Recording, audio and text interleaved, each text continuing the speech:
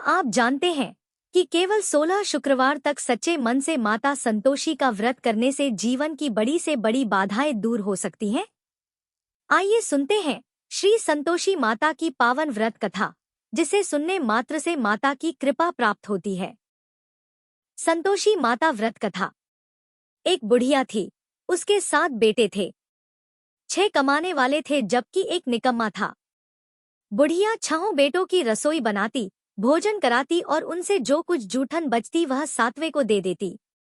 एक दिन वह पत्नी से बोला, देखो मेरी माँ को मुझ पर कितना प्रेम है।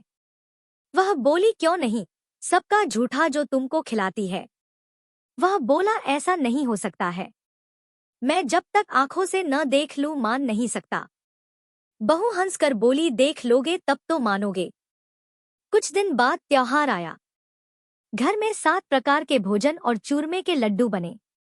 वह जांचने को सिर दुखने का बहाना कर पतला वस्त्र सिर पर ओढ़े रसोई घर में सो गया। वह कपड़े में से सब देखता रहा। 6 भाई भोजन करने आए। उसने देखा, माँ ने उनके लिए सुंदर आसन बिछा नाना प्रकार की रसोई परोसी और आग्रह करके उन्हें जमाया। वह देखता रहा। 6 भोजन करके उठे तब माँ ने उनकी झूठी थालियों में से लड्डुओं के टुकड़े उठाकर एक लड्डू बनाया। जूठन साफ कर बुढ़िया माँ ने उसे पुकारा, बेटा 6 भाई भोजन कर गए, अब तू ही बाकी है, उठ तू कब खाएगा। वह कहने लगा, माँ मुझे भोजन नहीं करना, मैं अब परदेश जा रहा हूँ। माँ ने कहा, कल जाता हो तो आज चला जा। वह बोला, हाँ आज ही जा रहा हूँ। यह कहकर वह घर से निकल गया। 7वें बेटे का परदेश जाना चलते समय पत्नी की याद आ गई। वह गौशाला में कंडे उपले थाप रही थी। वहां जाकर बोला, हम जावे परदेश आवेंगे कुछ काल, तुम रहियो संतोष से धर्म आपनो पाल। वह बोली, जाओ पिया आनंद से हमारो सोच हटाए, राम भरोसे हम रहें ईश्वर तुम्हें सहाय। 2 निशानी आपन देख धरू में धीर, सुधी मती हमारी बिसारियो रखियो मन गंभीर। वह बोला, मेरे पास तो कुछ नहीं, यह अंगूठी है सो ले और अपनी कुछ निशानी मुझे दे। वह बोली, मेरे पास क्या है, यह गोबर भरा हाथ है। यह कहकर उसकी पीठ पर गोबर के हाथ की थाप मार दी। वह चल दिया। चलते चलते दूर देश पहुंचा। परदेश में नौकरी वहां एक साहूकार की दुकान थी। वहां जाकर कहने लगा, भाई मुझे नौकरी पर रख लो। साहूकार को जरूरत थी, बोला रह जा। लड़के ने पूछा, तनख्वाह क्या दोगे। साहूकार ने कहा, काम देखकर दाम मिलेंगे। साहूकार की नौकरी मिली। वह सुबह 7 बजे से 10 बजे तक नौकरी बजाने लगा। कुछ दिनों में दुकान का सारा लेन देन, हिसाब किताब, ग्राहकों को माल बेचना सारा काम करने लगा। साहूकार के 7-8 नौकर थे, वे सब चक्कर खाने लगे। यह तो बहुत होशियार बन गया। सेठ ने भी काम देखा और 3 महीने में ही उसे आधे मुनाफे का हिस्सेदार बना लिया। वह कुछ वर्ष में ही नामी सेठ बन गया और मालिक सारा कारोबार उस पर छोड़कर चला गया। पति की अनुपस्थिति में सास का अत्याचार, इधर उसकी पत्नी को सास ससुर धोखा देने लगे। सारी गृहस्थी का काम कराके उसे लकड़ी लेने जंगल में भेजते। इस बीच घर के आटे से जो भूसी निकलती उसकी रोटी बनाकर रख दी जाती और फूटे नारियल की नारेली में पानी। एक दिन वह लकड़ी लेने जा रही थी। रास्ते में बहुत सी स्त्रियां संतोषी माता का व्रत करती दिखाई दी। संतोषी माता का व्रत वह वहां खड़ी होकर कथा सुनने लगी और पूछा, बहनों तुम किस देवता का व्रत करती हो और उसके करने से क्या फल मिलता है। यदि तुम इस व्रत का विधान मुझे समझाकर कहोगे तो मैं तुम्हारा बड़ा एहसान मानूंगी। तब उनमें से एक स्त्री बोली, सुनो, यह संतोषी माता का व्रत है। इसके करने से निर्धनता दरिद्रता का नाश होता है और जो कुछ मन में कामना हो सब संतोषी माता की कृपा से पूरी होती है। तब उसने उससे व्रत की विधि पूछी। संतोषी माता व्रत विधि। वह भक्तिनी स्त्री बोली, 1.25 आने का गुड़ चना लेना, इच्छा हो तो 5.25 आने का लेना या 1.25 रुपए का भी सहूलियत के अनुसार लाना। बिना परेशानी और श्रद्धा व प्रेम से जितना भी बन पड़े सवाया लेना। प्रत्येक शुक्रवार को निराहार रहकर कथा सुनना, इसके बीच क्रम टूटे नहीं, लगातार नियम पालन करना। सुनने वाला कोई न मिले तो घी का दीपक जला उसके आगे या जल के पात्र को सामने रखकर कथा कहना। जब कार्य सिद्ध न हो नियम का पालन करना और कार्य सिद्ध हो जाने पर व्रत का उद्यापन करना। 3 मास में माता फल पूरा करती है। यदि किसी के ग्रह खोटे भी हों तो भी माता वर्ष भर में कार्य सिद्ध करती है। फल सिद्ध होने पर उद्यापन करना चाहिए, बीच में नहीं। उद्यापन में 2.5 सेर आटे का खाजा तथा इसी परिमाण से खीर तथा चने का साग करना। 8 लड़कों को भोजन कराना, जहां तक मिले देवर, जेठ, भाई बंधु के हों, न मिले तो रिश्तेदारों और पास पड़ोसियों को बुलाना। उन्हें भोजन करा यथाशक्ति दक्षिणा दे माता का नियम पूरा करना। उस दिन घर में खटाई न खाना। यह सुन बुढ़िया के लड़के की बहू चल दी। व्रत का प्रण करना और मां संतोषी का दर्शन देना। रास्ते में लकड़ी के बोझ को बेच दिया और उन पैसों से गुड़चना ले माता के व्रत की तैयारी कर आगे चली और सामने मंदिर देखकर पूछने लगी, यह मंदिर किसका है? सब कहने लगे, संतोषी माता का मंदिर है। यह सुनकर माता के मंदिर में जाकर चरणों में लौटने लगी। दीन हो विनती करने लगी, मां मैं निपट अज्ञानी हूँ, व्रत के कुछ भी नियम नहीं जानती, मैं दुखी हूँ। हे माता, जगत जननी मेरा दुख दूर कर, मैं तेरी शरण में हूँ। माता को दया आई। एक शुक्रवार बीता कि दूसरे को उसके पति का पत्र आया और तीसरे शुक्रवार को उसका भेजा हुआ पैसा आ पहुंचा। यह देख जेठ जेठानी मुंह सिकोड़े लगे। लड़के ताने देने लगे, काकी के पास पत्र आने लगे, रुपया आने लगा, अब तो काकी की खातिर बढ़ेगी। बेचारी सलता से कहती, भैया कागज आवे रुपया आवे, हम सब के लिए अच्छा है। ऐसा कहकर आंखों में आंसू भरकर संतोषी माता के मंदिर में मातेश्वरी के चरणों में गिरकर रोने लगी। माँ, मैंने तुमसे पैसा कब मांगा है? मुझे पैसे से क्या काम है? मुझे तो अपने सुहाग से काम है। मैं तो अपने स्वामी के दर्शन मांगती हूँ। तब माता ने प्रसन्न होकर कहा, जा बेटी, तेरा स्वामी आएगा। यह सुनकर खुशी से बावली होकर घर में जा काम करने लगी। अब संतोषी माँ विचार करने लगी, इस भोली पुत्री को मैंने कह तो दिया कि तेरा पति आएगा, लेकिन कैसे? वह तो इसे स्वप्न में भी याद नहीं करता। उसे याद दिलाने को मुझे ही जाना पड़ेगा। इस तरह माताजी उस बुढ़िया के बेटे के पास जा स्वप्न में प्रकट हो कहने लगी, साहूकार के बेटे, सो रहा है या जागता है? वह कहने लगा, माता सोता भी नहीं, जागता भी नहीं हूँ, कहो क्या आ गया है? माँ कहने लगी, तेरे घर बार कुछ है कि नहीं? वह बोला, मेरे पास सब कुछ है, माँ बाप है, बहू है, क्या कमी है? माँ बोली, भोले पुत्र, तेरी बहू घोर कष्ट उठा रही है, तेरे माँ बाप उसे परेशानी दे रहे हैं। वह तेरे लिए तरस रही है, तू उसकी सुध ले। वह बोला, हाँ माताजी, यह तो मालूम है, परंतु जाऊं तो कैसे? परदेश की बात है, लेन देन का कोई हिसाब नहीं, कोई जाने का रास्ता नहीं आता, कैसे चला जाऊं? माँ कहने लगी, मेरी बात मान, सवेरे नहा धोकर संतोषी माता का नाम ले, घी का दीपक जला दंडवत कर दुकान पर जा बैठ।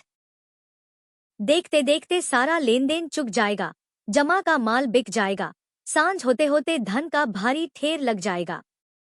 अब बूढ़े की बात मानकर वह नहा धोकर संतोषी माता को दंडवत घी का दीपक जला दुकान पर जा बैठा। थोड़ी देर में देने वाले रुपया लाने लगे, लेने वाले हिसाब लेने लगे। कोटे में भरे सामान के खरीददार नकद दाम दे सौदा करने लगे। शाम तक धन का भारी ठेर लग गया। मन में माता का नाम ले चमत्कार देख प्रसन्न हो घर ले जाने के वास्ते गहना, कपड़ा सामान खरीदने लगा। यहाँ काम से निपट तुरंत घर को रवाना हुआ। उधर उसकी पत्नी जंगल में लकड़ी लेने जाती है, लौटते वक्त माताजी के मंदिर में विश्राम करती। वह तो उसके प्रतिदिन रुकने का जो स्थान ठहरा। धूल उड़ती देख वह माता से पूछती है, हे माता, यह धूल कैसे उड़ रही है? माता कहती है, हे पुत्री, तेरा पति आ रहा है। अब तू ऐसा कर, लकड़ियों के 3 बोझ बना ले, एक नदी के किनारे रख और दूसरा मेरे मंदिर पर व तीसरा अपने सिर पर। तेरे पति को लकड़ियों का गट्ठर देख मोह पैदा होगा, वह यहाँ रुकेगा, नाश्ता पानी खाकर माँ से मिलने जाएगा। तब तू लकड़ियों का बोझ उठाकर जाना और चौक में गट्ठर डालकर जोर से आवाज लगाना, लो सासू जी, लकड़ियों का गट्ठर लो, भूसी की रोटी दो, नारियल के खेपड़े में पानी दो, आज मेहमान कौन आया है? माताजी से बहुत अच्छा कहकर वह प्रसन्न मन से लकड़ियों के 3 गट्ठर बनाई। एक नदी के किनारे पर और एक माताजी के मंदिर पर रखा। इतने में मुसाफिर आ पहुंचा। सूखी लकड़ी देख उसकी इच्छा उत्पन्न हुई कि हम यहीं पर विश्राम करें और भोजन बनाकर खा पीकर गाँव जाएं। इसी तरह रुक कर भोजन बना, विश्राम करके गाँव को गया। सबसे प्रेम से मिला। उसी समय सिर पर लकड़ी का गट्ठर लिए वह उतावली सी आती है। लकड़ियों का भारी बोझ आंगन में डालकर जोर से 3 आवाज देती है, लो सासू जी, लकड़ियों का गट्ठर लो, भूसी की रोटी दो। आज मेहमान कौन आया है? यह सुनकर उसकी सास बाहर आकर अपने दिए हुए कष्टों को भुलाने हेतु कहती है, बहू ऐसा क्यों कहती है? तेरा मालिक ही तो आया है। आ बैठ, मीठा भात खा, भोजन कर, कपड़े गहने पहन। उसकी आवाज सुन उसका पति बाहर आता है। अंगूठी देख व्याकुल हो जाता है। माँ से पूछता है, माँ यह कौन है? माँ बोली, बेटा यह तेरी बहू है। जब से तू गया है तब से सारे गांव में भटकती फिरती है। घर का कामकाज कुछ करती नहीं, 4 पहर आकर खा जाती है। वह बोला, ठीक है माँ, मैंने इसे भी देखा और तुम्हें भी।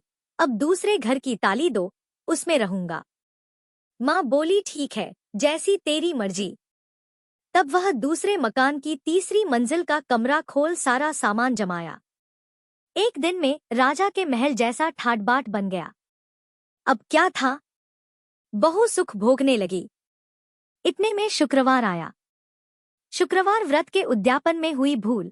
क्या खटाई का इस्तेमाल उसने पति से कहा, मुझे संतोषी माता के व्रत का उद्यापन करना है। पति बोला, खुशी से कर लो। वह उद्यापन की तैयारी करने लगी। जेठानी के लड़कों को भोजन के लिए कहने गई। उन्होंने मंजूर किया, परंतु पीछे से जेठानी ने अपने बच्चों को सिखाया, देखो भोजन के समय खटाई मांगना, जिससे उसका उद्यापन पूरा न हो।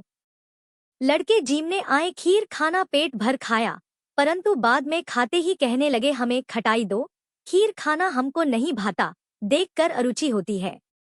वह कहने लगी, भाई खटाई किसी को नहीं दी जाएगी, यह तो संतोषी माता का प्रसाद है। लड़के उठ खड़े हुए, बोले, पैसा लाओ। भोली बहू कुछ जानती नहीं थी, उन्हें पैसे दे दिए। लड़के उसी समय हट करके इमली खटाई ले खाने लगे। यह देखकर बहू पर माताजी ने कोप किया। राजा के दूत उसके पति को पकड़ कर ले गए। जेठ जेठानी मनमाने वचन कहने लगे, लूट लूट कर धन इकट्ठा कर लाया है, अब सब मालूम पड़ जाएगा जब जेल की मार खाएगा। बहू से यह सहन नहीं हुए। माँ संतोषी से मांगी माफी। रोती हुई माताजी के मंदिर गई, कहने लगी, है माता, तुमने क्या किया? हंसा कर अब भक्तों को रुलाने लगी। माता बोली, बेटी तूने उद्यापन करके मेरा व्रत भंग किया है। वह कहने लगी, माता मैंने कुछ अपराध किया है, मैंने तो भूल से लड़कों को पैसे दे दिए थे, मुझे क्षमा करो, मैं फिर तुम्हारा उद्यापन करूंगी। माँ बोली, अब भूल मत करना। वह कहती है, अब भूल नहीं होगी, अब बतलाओ वे कैसे आवेंगे। माँ बोली, जा पुत्री, तेरा पति तुझे रास्ते में आता मिलेगा। वह निकली, राह में पति आता मिला। वह पूछी, कहाँ गए थे? वह कहने लगा, इतना धन जो कमाया है उसका टैक्स राजा ने मांगा था, वह भरने गया था। वह प्रसन्न हो बोली, भला हुआ, अब घर को चलो। कुछ दिन बाद फिर शुक्रवार आया। फिर किया व्रत का उद्यापन। वह बोली, मुझे फिर माता का उद्यापन करना है। पति ने कहा, करो। बहू फिर जेठ के लड़कों को भोजन को कहने गई। जेठानी ने 1-2 बातें सुनाई और सब लड़कों को सिखाने लगी, तुम सब लोग पहले ही खटाई मांगना। लड़के भोजन से पहले कहने लगे, हमें खीर नहीं खानी, हमारा जी बिगड़ता है, कुछ खटाई खाने को दो। वह बोली, खटाई किसी को नहीं मिलेगी, आना हो तो आओ। वह ब्राह्मण के लड़के लाकर भोजन कराने लगी। यथाशक्ति दक्षिणा की जगह एक एक फल उन्हें दिया। संतोषी माता प्रसन्न हुई। संतोषी माता का फल माता की कृपा होते ही 9वें मास में उसके चंद्रमा के समान सुंदर पुत्र प्राप्त हुआ। पुत्र को पाकर प्रतिदिन माता जी के मंदिर को जाने लगी। माँ ने सोचा, यह रोज आती है, आज क्यों न इसके घर चलूं। यह विचार कर माता ने भयानक रूप बनाया, गुड़चने से सना मुख, ऊपर सूंड के समान होठ, उस पर मक्खियां भिन भिन कर रही थी। दहली पर पैर रखते ही उसकी सास चिल्लाई, देखो रे, कोई चुड़ैल डाकिन चली आ रही है, लड़कों इसे भगाओ, नहीं तो किसी को खा जाएगी। लड़के भगाने लगे, चिल्लाकर खिड़की बंद करने लगे। बहू रोशनदान में से देख रही थी। प्रसन्नता से पगली बन चिल्लाने लगी, आज मेरी माता जी मेरे घर आई है। वह बच्चे को दूध पीने से हटाती है। इतने में सास का क्रोध फट पड़ा। वह बोली, क्या उतावली हुई है? बच्चे को पटक दिया। इतने में माँ के प्रताप से लड़के ही लड़के नजर आने लगे। वह बोली, माँ मैं जिसका व्रत करती हूँ यह संतोषी माता है। सबने माता जी के चरण पकड़ लिए और विनती कर कहने लगे, हैं माता, हम मूर्ख हैं, अज्ञानी हैं, तुम्हारे व्रत की विधि हम नहीं जानते। व्रत भंग कर हमने बड़ा अपराध किया है। जग माता आप हमारा अपराध क्षमा करो। इस प्रकार माता प्रसन्न हुई। बहू को प्रसन्न हो जैसा फल दिया वैसा माता सबको दे, जो पढ़े उसका मनोरथ पूर्ण हो। बोलो संतोषी माता की जय। माँ लक्ष्मी जी को समर्पित वैभव लक्ष्मी व्रत कथा। एक बार एक बहुत बड़ा शहर था। इस शहर में लाखों लोग रहते थे। पहले के जमाने के लोग साथ साथ रहते थे और एक दूसरे के काम भी आते। लेकिन नए जमाने के लोगों का स्वरूप ही अलग सा है। सब अपने अपने कामों में लगे रहते हैं। किसी को किसी की कोई परवाह ही नहीं। घर के सदस्यों को भी एक दूसरे की परवाह नहीं होती है। भजन कीर्तन, भक्ति, भाव, दया, माया, परोपकार जैसे संस्कार कम हो गए हैं। शहर में बुराइयां बढ़ गई थी। शराब, जुआ, रेस, व्यभिचार, चोरी, डकैती आदि बहुत से अपराध शहर में होते रहते थे। कहावत है कि हजारों निराशा में एक अमर आशा छुपी हुई है। इस तरह इतनी सारी बुराइयों के बाद भी शहर में कुछ अच्छे लोग भी रहते थे। ऐसे अच्छे लोगों में शीला और उनके पति की गृहस्थी मानी जाती थी। शीला धार्मिक प्रकृति की और संतोषी महिला थी। उनका पति भी विवेकी और सुशील था। शीला और उनका पति ईमानदारी से जीते थे। वे कभी किसी की बुराई नहीं करते थे और प्रभु भजन में अच्छी तरह अपना समय बिता रहे थे। उनकी गृहस्थी आदर्श गृहस्थी थी और शहर के लोग उनकी गृहस्थी की सराहना किया करते थे। शीला का परिवार इसी तरह हंसी खुशी रह रहा था।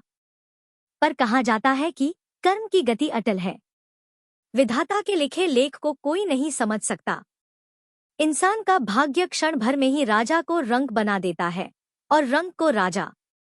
शीला के पति के पिछले जन्म के कर्म भोगने बाकी रह गए थे कि वह बुरे लोगों से संगत कर बैठा। वह जल्द से जल्द करोड़पति होने के सपने देखने लगा। इसलिए वह गलत रास्ते पर चल पड़ा और करोड़पति होने के बजाय वह रोडपति बन गया। यानी रास्ते पर भटकते भिखारी की तरह उसकी स्थिति हो गई थी। शहर में शराब, जुआ, रेस, चरस, गांजा आदि बुराइयां फैली हुई थी। उसमें शीला का पति भी फंस गया। दोस्तों के साथ उसे भी शराब की लत हो गई। जल्द से जल्द पैसा वाला बनने के लालच में दोस्तों के साथ वह रेस जुआ भी खेलने लगा। इस तरह बचाई हुई धनराशि, पत्नी के गहने सब कुछ रेस जुए में उसने गंवा दिया। समय के परिवर्तन के साथ घर में दरिद्रता और भूखमरी फैल गई। अब सुख से खाने के बजाय 2 वक्त के भोजन के भी लाले पड़ गई और शीला को पति की गालियां खाने का समय आ गया था। शीला सुशील और संस्कारी स्त्री थी। उसको पति के बर्ताव से बहुत दुख हुआ, किंतु वह भगवान पर भरोसा करके बड़ा दिल रखकर दुख सहने लगी।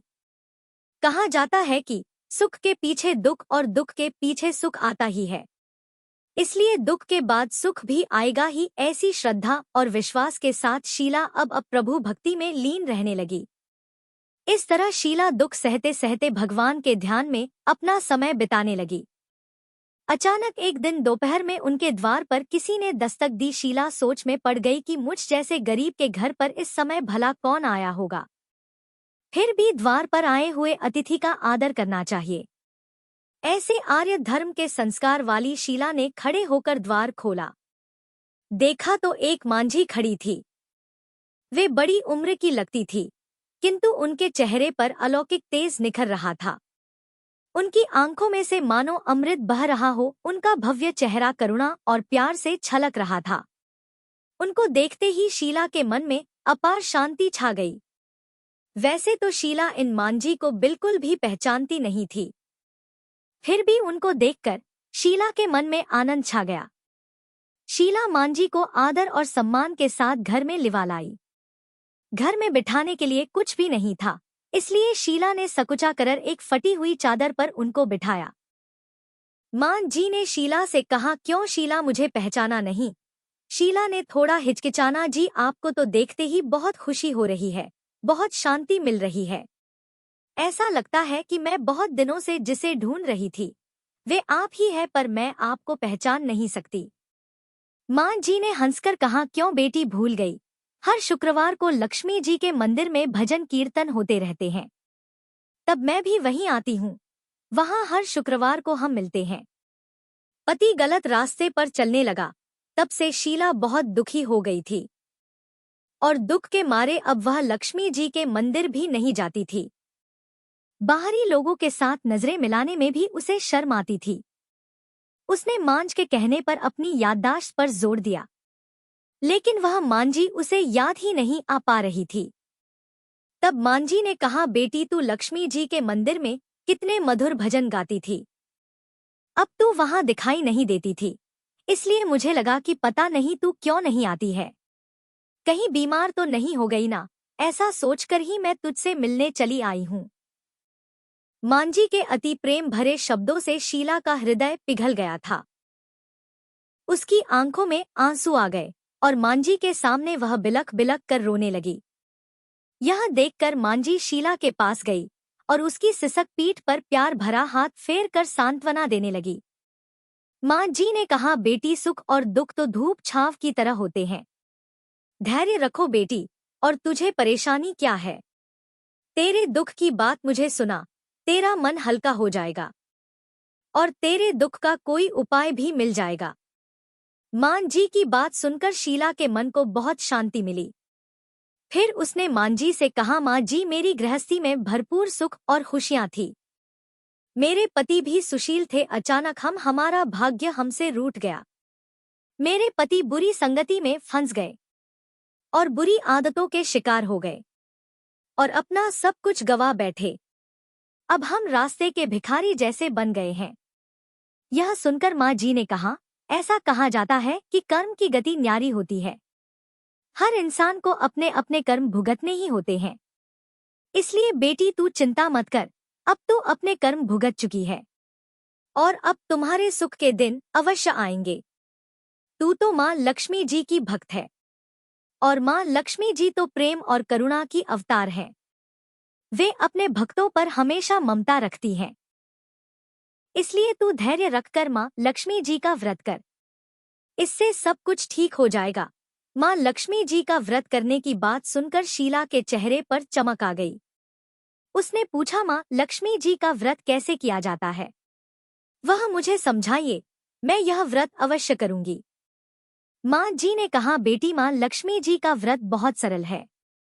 इसे वरद लक्ष्मी व्रत या वैभव लक्ष्मी व्रत भी कहा जाता है। यह व्रत करने वाले की सारी मनोकामनाएं पूरी हो जाती हैं और वह सुख समृद्धि और यश की प्राप्ति करता है।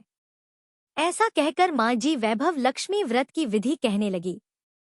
बेटी वैभव लक्ष्मी व्रत वैसे तो बहुत ही सरल सा व्रत है, किंतु कई लोग इस व्रत को गलत तरीके से करते हैं, इसलिए उसका कोई भी फल नहीं मिलता। कई लोग कहते हैं कि सोने के गहने की हल्दी कुमकुम से पूजा करो, बस व्रत हो गया, लेकिन ऐसा नहीं है।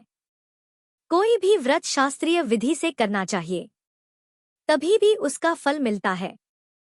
सच्ची बात यह है कि सोने के गहनों का भी विधि से पूजन करना चाहिए। व्रत की उद्यापन विधि भी शास्त्रीय विधि से करनी चाहिए। यह व्रत शुक्रवार को ही करना चाहिए। प्रातःकाल स्नान करके स्वच्छ कपड़े पहनो और सारा दिन जय मां लक्ष्मी का जाप करते रहो। किसी की निंदा नहीं करनी चाहिए। शाम को पूर्व दिशा में मुंह करके साफ आसन पर बैठ जाओ। सामने चौकी रखकर उस पर साफ कपड़ा बिछाओ और उसके ऊपर चावल का छोटा सा ढेर करो। उस ढेर पर पानी से भरा तांबे का कलश रखकर कलश पर एक कटोरी रखो। उस कटोरी में एक सोने का गहना रखो। सोने का ना हो तो चांदी का भी चलेगा। चांदी का ना हो तो नकद रुपया भी चलेगा। फिर घी का दीपक और धूप जलाकर रखो।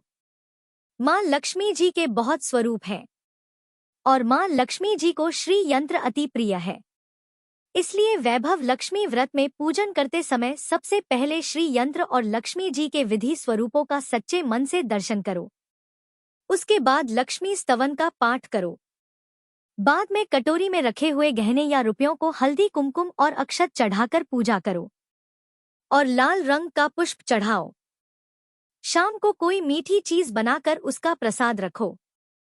ना हो सके तो शक्कर या गुड़ का भी भोग लगा सकते हो। फिर आरती करके 11 बार सच्चे हृदय से जय मां लक्ष्मी बोलो। बाद में 11 या 21 शुक्रवार यह व्रत करने का दृढ़ संकल्प मां के सामने करो और आपकी जो भी मनोकामना हो वह पूरी करने की मां लक्ष्मी जी से विनती करो। फिर मां का प्रसाद सब में बांट दो। थोड़ा प्रसाद अपने लिए भी रख लो। अगर आप में शक्ति हो तो सारा दिन उपवास रखो और सिर्फ प्रसाद खाकर शुक्रवार का व्रत करो। शक्ति ना हो तो एक बार शाम को प्रसाद ग्रहण करते समय खाना खा लो। बाद में कटोरी में रखा गहना या रुपया ले लो। कलश का पानी तुलसी की क्यारी में डाल दो और चावल पक्षियों को डाल दो। इसी तरह शास्त्रीय विधि से व्रत करने से उसका फल अवश्य मिलता है। इस व्रत के प्रभाव से सब प्रकार की विपत्ति दूर होकर आदमी धनवान हो जाता है। संतान ना हो तो उसे संतान की प्राप्ति होती है। सौभाग्यवती स्त्री का सौभाग्य अखंड रहता है। कुमारी लड़की को मनभावन पति मिलता है। मांझी के मुख से यह सुनकर शीला बहुत आनंदित हो गई। फिर पूछने लगी, माँ आपने वैभव लक्ष्मी व्रत की जो शास्त्रीय विधि बताई है वैसे मैं अवश्य करूंगी, किंतु उसकी उद्यापन विधि किस तरह करनी चाहिए यह भी कृपा करके सुनाइए। माँ जी ने कहा 11 या 21 जो भी मन्नत मांगी हो उतने शुक्रवार यह वैभव लक्ष्मी व्रत पूरी श्रद्धा और भावना से करना चाहिए। व्रत के आखिरी शुक्रवार को खीर का नैवेद्य रखो। पूजन विधि हर शुक्रवार को वैसे ही करते हैं जैसी आपने पहले व्रत में करी है। पूजन विधि के बाद श्रीफल तोड़ो और कम से कम 7 कुंवारी या सौभाग्यशाली स्त्रियों को कुमकुम का तिलक करके वैभव लक्ष्मी व्रत की एक पुस्तक उपहार में देनी चाहिए। सबको खीर का प्रसाद देना चाहिए। फिर धन लक्ष्मी स्वरूप वैभव लक्ष्मी स्वरूप मां लक्ष्मी जी की छवि को प्रणाम करें। मां लक्ष्मी जी का यह स्वरूप वैभव देने वाला है। प्रणाम करके मन ही मन भावुकता से मां की प्रार्थना करते समय कह कि हे मां धन लक्ष्मी, हे मां वैभव लक्ष्मी, मैंने सच्चे हृदय से आपका व्रत पूर्ण किया है, तो हे मां हमारी मनोकामना पूर्ण कीजिए। हम सबका कल्याण कीजिए। जिसे संतान ना हो उसे संतान देना, सौभाग्यशाली स्त्री का सौभाग्य अखंड रखना, कुंवारी लड़की को मनभावन पति देना। मां आपका यह चमत्कारी वैभव लक्ष्मी व्रत जो करें उसकी सब विपत्ति दूर करना, सबको सुखी करना। हे मां आपकी महिमा अपरंपार है। मां जी से वैभव लक्ष्मी व्रत की शास्त्रीय विधि सुनकर शीला भाव विभोर हो उठी। उसे लगा मानो सुख का रास्ता मिल गया हो। उसने आंखें बंद करके मन ही मन उसी क्षण संकल्प लिया कि हे मां वैभव लक्ष्मी, मैं भी मां जी के कहे अनुसार श्रद्धापूर्वक शास्त्रीय विधि से वैभव लक्ष्मी व्रत 21 शुक्रवार तक करूंगी और व्रत की शास्त्रीय रीति के अनुसार उद्यापन भी करूंगी। शीला ने संकल्प करके जैसे ही आंखें खोली तो सामने कोई भी नहीं था। वह हैरान रह गई कि मांझी कहाँ गई। वह मांझी कोई दूसरा नहीं बल्कि साक्षात लक्ष्मी जी ही थी। शीला लक्ष्मी जी की भक्त थी, इसलिए अपने भक्त को रास्ता दिखाने के लिए मां लक्ष्मी देवी जी का रूप धारण करके शीला के पास आई थी। दूसरे दिन शुक्रवार था। प्रातःकाल स्नान करके स्वच्छ कपड़े पहनकर शीला मन ही मन श्रद्धा और भक्ति से जय मां लक्ष्मी का मन ही मन रटन करने लगी। सारा दिन किसी की निंदा नहीं की। शाम हुई तब हाथ पांव मुंह धोकर शीला पूर्व दिशा की ओर मुंह करके बैठी। घर में पहले तो बहुत सारे सोने के गहने थे, लेकिन पति ने गलत रास्ते पर चलकर सब गिरवी रख दिए थे, पर नाक की कील बच गई थी। नाक की कील निकालकर उसे धोकर शीला ने कटोरी में रख दी। सामने चौकी पर रुमाल रखकर मुट्ठी भर चावल का ढेर किया। उस पर तांबे का कलश पानी भर कर रखा। उसके ऊपर कील वाली कटोरी रखी। फिर विधि पूर्वक वंदना, स्तुति, पूजन वगैरह किया और घर में थोड़ी शक्कर थी, वह प्रसाद में रखकर वैभव लक्ष्मी व्रत किया। वह प्रसाद पहले पति को खिलाया। प्रसाद खाते ही पति के स्वभाव में अंतर आ गया। उस दिन उसने शीला को नहीं सताया भी नहीं। शीला को बहुत आनंद हुआ। उसके मन में वैभव लक्ष्मी व्रत के लिए श्रद्धा बढ़ गई थी। शीला ने पूर्ण श्रद्धा भक्ति भाव से 21 शुक्रवार तक व्रत किया। 21वें शुक्रवार को विधि पूर्वक उद्यापन विधि करके 7 स्त्रियों को वैभव लक्ष्मी व्रत की 7 पुस्तकें उपहार में दी। फिर माँ जी के धन लक्ष्मी स्वरूप की छवि को वंदन करके भक्ति भाव से मन ही मन प्रार्थना करने लगी कि हे माधन लक्ष्मी, मैंने आपका वैभव लक्ष्मी व्रत करने की मन्नत मानी थी। यह व्रत आज मैंने पूर्ण किया है। हे माँ, मेरी हर विपत्ति दूर करो, हमारा सबका कल्याण करो। जिससे संतान ना हो उसे संतान देना। सौभाग्यवती स्त्री का सौभाग्य अखंड रखना। कुंवारी लड़की को मनभावन पति देना। जो कोई आपका यह चमत्कारी वैभव लक्ष्मी व्रत करे, उसकी सब विपत्ति दूर करना, सबको सुखी करना। हे माँ, आपकी महिमा अपार है। ऐसा कहकर लक्ष्मी जी के धन्य लक्ष्मी स्वरूप की छवि को उसने प्रणाम किया। इस तरह शास्त्रीय विधि से शीला ने श्रद्धा से व्रत किया और तुरंत ही उसे फल भी मिल गया। उसका पति अब सही रास्ते पर चलने लगा और अच्छा आदमी बन गया तथा कड़ी मेहनत से व्यवसाय करने लगा। धीरे धीरे समय बदला और उसने शीला के गिरवी रखे गहने भी छुड़ा लिए। अब घर में धन की बाढ़ सी आ गई थी। घर में पहले जैसी सुख शांति छा गई। वैभव लक्ष्मी व्रत का प्रभाव देखकर मोहल्ले की दूसरी स्त्रियां भी शास्त्रीय विधि से वैभव लक्ष्मी का व्रत कर लगी। हे माँ धन लक्ष्मी, आप जैसे शीला पर प्रसन्न हुई, उसी तरह आपका व्रत करने वाले सब पर प्रसन्न होना, सबको सुख शांति देना। जय माँ धन लक्ष्मी, जय माँ वैभव लक्ष्मी। यदि आपको श्री संतोषी माता की यह पावन व्रत कथा पसंद आई हो तो वीडियो को लाइक करें, अपने परिवार और मित्रों के साथ साझा करें और ऐसे ही दैनिक धार्मिक वीडियो देखने के लिए हमारे चैनल को सब्सक्राइब करना न भूलें। अंत में सभी भक्त मिलकर बोलें, जय संतोषी माता। माता रानी आप सभी की मनोकामनाएं पूर्ण करें।